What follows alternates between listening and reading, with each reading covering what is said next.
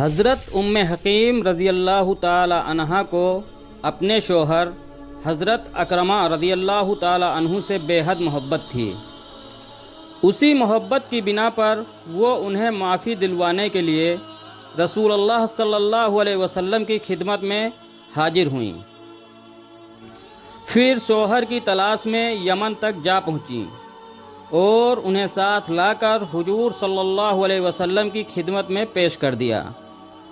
اس طرح انہوں نے اپنے شوہر کو دوزخ کی آگ کا ایندھن بننے سے بچا لیا۔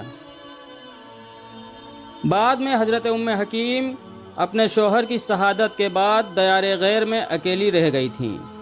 پھر انہوں نے عدت کے دن شام ہی میں گزارے۔ بعد ازاں کئی صحابہ اکرام نے انہیں رشتے کے پیغامات بھجوائے، تاہم انہوں نے اپنے لیے بلند پایا صحابی حضرت خالد رضی اللہ تعالی عنہ بن سعید کا انتخاب فرمایا، جو سابقون الاولون میں سے تھے اور کئی غزوات میں داد سزاعت پا چکے تھے۔ دمشق کے قریب ایک بستی مرج الاسفر میں 400 درہم مہر کے عوض نکاح ہوا۔ یہاں ہر وقت رومیوں کے حملے کا خطرہ تھا۔ رسم عروسی کی ادائیگی کی تیاری ہو رہی تھی۔ اس وقت حضرت ام حکیم نے اپنے شوہر سے کہا کہ نہ جانے کس وقت رومی فوج حملہ کر دے، چنانچہ ابھی تھوڑا توقف کر لیں۔ اس پر حضرت خالد نے کہا کہ مجھے اس بات کا یقین ہے کہ آئندہ ہونے والے معرکے میں مجھے ضرور شہادت نصیب ہوگی۔ چنانچہ ایک پل کے قریب خیمہ نصب کیا گیا، جو اب قنطرہ ام حکیم رضی اللہ تعالی عنہا کے نام سے مشہور ہے۔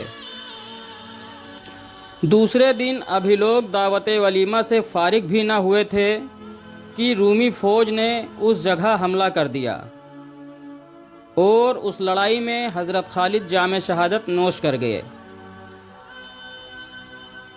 حضرت ام حکیم اگرچہ عروسی لباس میں تھیں، لیکن بفری شیرنی کی طرح کھڑی ہوئیں۔ اس وقت خیمے میں کوئی تلوار یا نیزہ نہیں تھا۔